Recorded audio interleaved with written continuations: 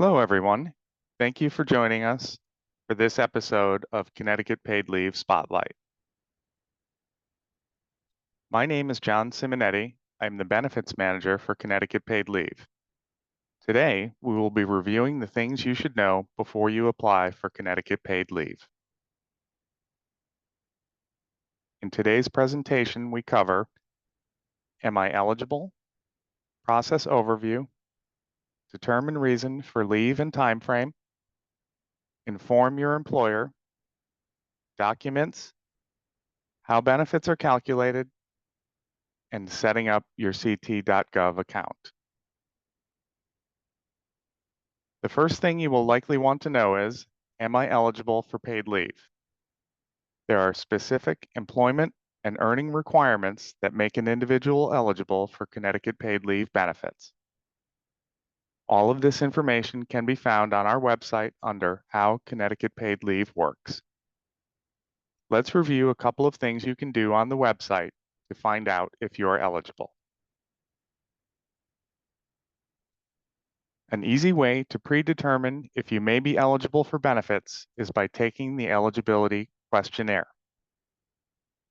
This questionnaire will ask you a series of key questions surrounding eligibility about your wage earnings, the type of employer you work for, why you need to take leave, and if you are receiving any other forms of income.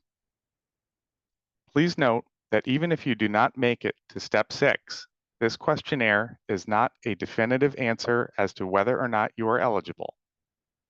This would be a good opportunity to explore the frequently asked questions for more information, submit an application, and/or submit a question through our Contact Us page. Let's take a look at the process overview. Before you apply, it will be helpful for you to orient yourself with the claims process. This can be done through the claims page on our website, where you can find more information on determining your leave reason, how to determine the type of leave you will need based on your leave time frame, letting your employer know you need to take leave, what documents you may need, and getting started with a CT.gov account. Step 1. Determine your reason and length of your leave.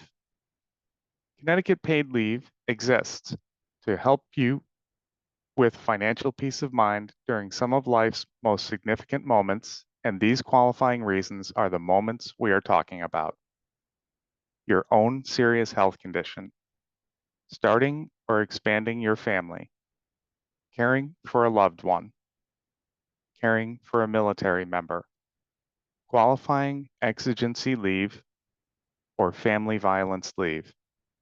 If you are unsure about your leave dates, use your best estimate. Step 2. Inform your employer that you need to take leave. You will need to talk to your employer about your job-protected rights under FMLA or other laws. You need to apply for FMLA leave directly with your employer. You will also need to tell them you will be applying to Connecticut Paid Leave for income replacement benefits. You can do this in person or send an email. Here we have provided a sample you may use. Step 3. Learn about the required documents. There is an application documents checklist to help you gather the information you are going to need to submit your application. When you apply, you will be given instructions on the specific information you need to provide, as well as blank forms. There are 3 primary pieces of information you are going to need to provide for your claim: identity verification, employment verification, additional supporting documents, which will vary from person to person based on their leave reason. If you don't have a driver's license, there are a variety of other documents you may provide. This can be found on the website or in the application materials when you apply. It is your responsibility to ensure that all documents for your claim are returned to AFLAC on time. Claims cannot be successfully processed if there are any incomplete or missing documents. If you need an extension on your document due date, let AFLAC know before the deadline. You can do this by calling them or submitting a message through the Connecticut Paid Leave AFLAC portal. Step 4. Gather your required information. When you begin your application, there will be a series of questions similar to the eligibility questionnaire. However, this set of questions relates specifically to your leave reason, type, and time frame. These help us gain the basic information we need to determine if you are an eligible employee, who your employer is, or if you work for yourself. It also tells us when you plan to take leave, how much leave you need, and how you will be taking it: block, reduced schedule, or intermittent, your preferred method of communication, and how you want to receive your benefits: direct deposit or debit Visa. Keep in mind that the date you want your paid leave benefits to begin may not be the same date that your leave begins. For example, you may be using employer-provided paid time off or other employer-provided benefits for a portion of your leave before you need to start receiving Connecticut paid leave benefits. These are all important factors to keep in mind when completing your paperwork. Step 5. Learning how benefits are calculated. This is not a mandatory step. However, some people like to know how much they are going to receive. This formula entails quite a bit of math and does not factor in any other monetary benefits you may be receiving, so we are not going to go in depth on this today, but please feel free to visit the website for more information. Step 6. Create an account on CT.gov. If you are going to file your claim online, the first thing you need to do is set up an account with CT.gov. Detailed instructions can be found on our website. Setting up this account will take about 10 minutes. Our program is administered by Connecticut Paid Leave. However, we work side by side with AFLAC to provide you with your benefits. AFLAC has a dedicated team of individuals who process claims on our behalf. If you plan to file by phone, we still encourage you to create an account on ct.gov so you may access your Connecticut Paid Leave portal to check your claim status, upload your documents, and message your case manager.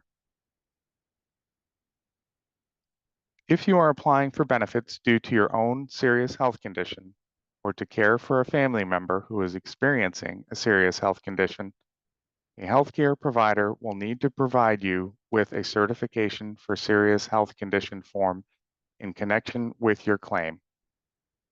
Your employer may have given you a medical certification form to complete.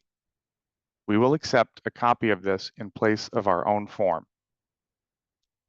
There are sometimes questions as to what a healthcare provider is.